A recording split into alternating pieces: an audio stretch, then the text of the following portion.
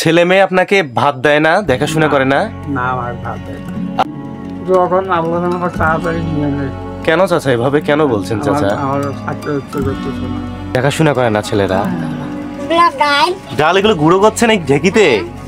বাহ, তোমরা দুজন বন্ধু? গ্রামের মানুষের মধ্যে আন্তরিকতা আর পরস্পরের মধ্যে সহযোগিতা জীবনের প্রতিটি ক্ষেত্রে লক্ষ্য করা যায়। বন্ধুরা, আপনাদেরকে আমি শুভেচ্ছা জানাচ্ছি। তৌসিফ আহমেদ। আজকে গ্রামে চলে এসেছি, আশা করি আমার সাথেই আপনারা থাকবেন। চাচা আসসালামু আলাইকুম। ওয়ালাইকুম আসসালাম। হাতটা বাড়ান, হ্যাঁ, হাতটা বাড়ান। চাচা কেমন আছেন আপনি? আলহামদুলিল্লাহ। এখানে আপনি থাকেন? আছেন ভালো? এখানে আপনি থাকেন এই ঘরে, এই ছোট্ট একটি ঘরে?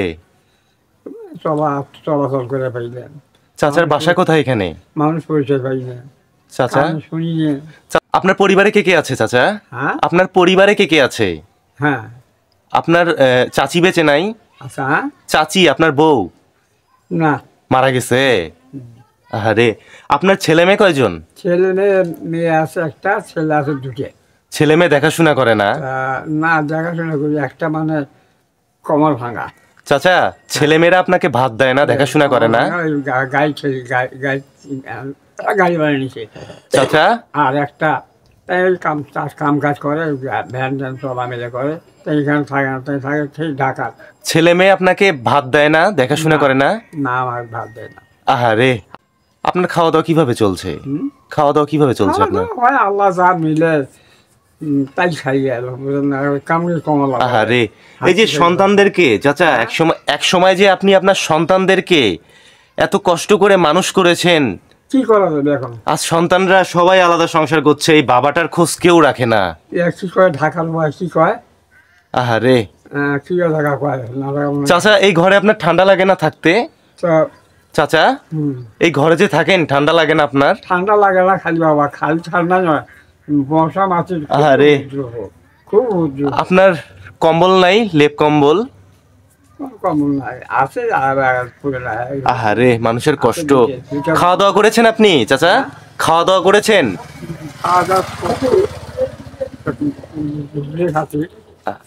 যখন নামাজের সময়, যখন আল্লাহ আমাকে তাড়াতাড়ি নিয়ে নেই। কেন চাচা এভাবে কেন বলছেন চাচা? আমার থাকতে ইচ্ছে করতেছে না। কেন চাচা খুব কষ্ট হয়ে গেছে আমার। এভাবে কেন বলছেন আপনি? খাওয়া দাওয়া হাবি যদি তোমার কামাই করে পাই না তো। আরে, ঠিক আছে, ভালো থাকবেন আপনি। হ্যাঁ, আসি। আসসালামু আলাইকুম। ওয়ালাইকুম আসসালাম। গাইবান্ধার নলডাঙ্গা গ্রামের একটি নির্জন কোণে আমি হেঁটে যাচ্ছিলাম। হঠাৎ বাঁশঝাড়ের নিচে একটি ছোট্ট ঝুপড়ি ঘর দেখে থমকে দাঁড়ালাম। কৌতূহলী হয়ে এগিয়ে গেলাম। চোখে পড়ল এক বৃদ্ধ, শরীরে বার্ধক্যের ছাপ স্পষ্ট। বয়সের ভারে যেন কুঁজো হয়ে গেছেন। তার পরনে মলিন কাপড়, চোখ দুটো ক্লান্ত।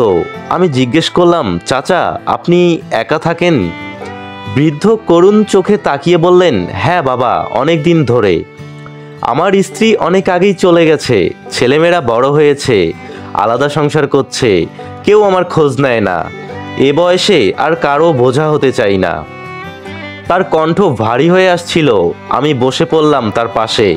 তিনি বলতে লাগলেন, তুমি কি জানো এই শীতের রাতে ঠান্ডা কতটা কষ্ট দেয়?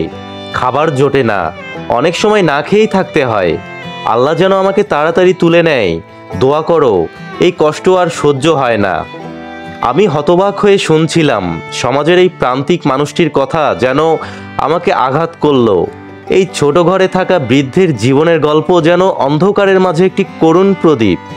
তার দুর্দশা দেখে মন ভারাক্রান্ত হলো। বৃদ্ধ বাবার পাশে বসে কিছুক্ষণ তার কথা শুনলাম। বিদায় নেওয়ার সময় বললাম, চাচা আমি যতটা পারি আপনার জন্য কিছু করব, আপনি ভালো থাকার চেষ্টা করবেন। বৃদ্ধ হাসি দিয়ে বললেন, আল্লাহ তোমাকে ভালো রাখুক বাবা।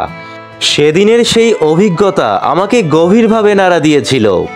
সমাজে এমন অনেক মানুষ আছে যাদের জীবন সংগ্রামের গল্প অজানাই থেকে যায়।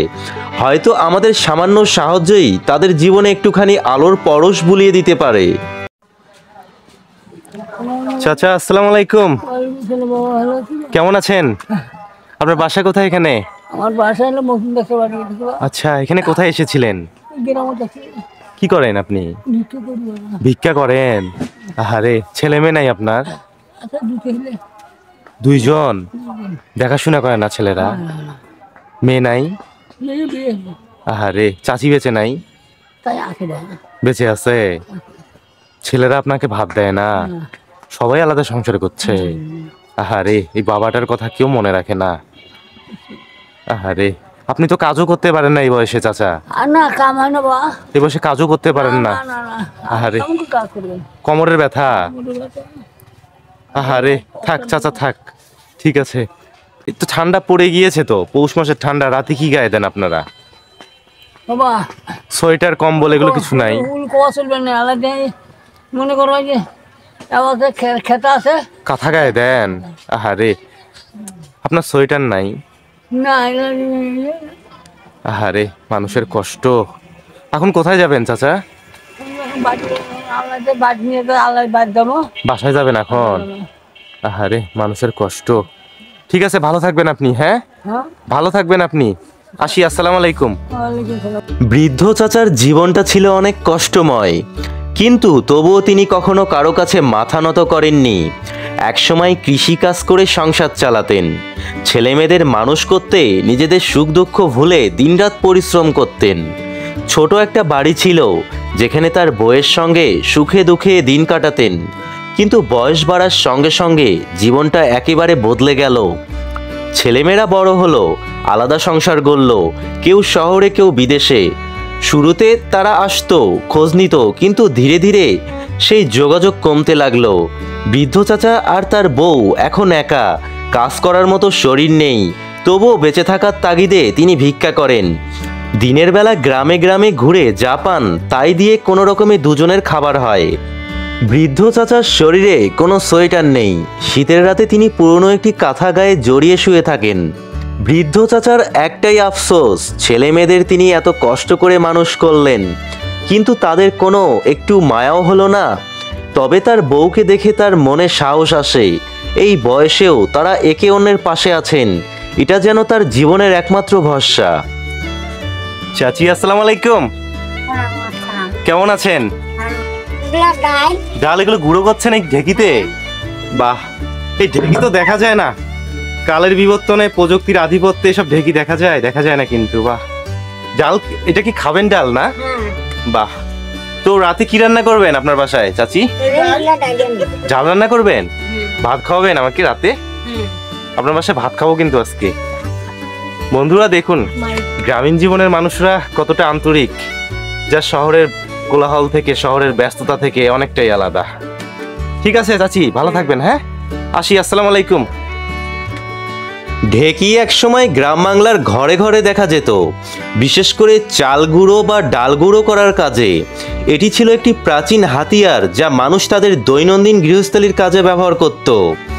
চাচি ঢেকিতে ডাল গুঁড়ো করছেন, এ দৃশ্য একসময় গ্রাম বাংলার স্বাভাবিক চিত্র ছিল। তবে আধুনিক প্রযুক্তির কারণে ঢেকির ব্যবহার প্রায় বিলুপ্ত। ব্লেন্ডার বা গ্রাইন্ডারের মতো আধুনিক যন্ত্র আসায় ঢেকির প্রয়োজনীয়তা কমে গেছে।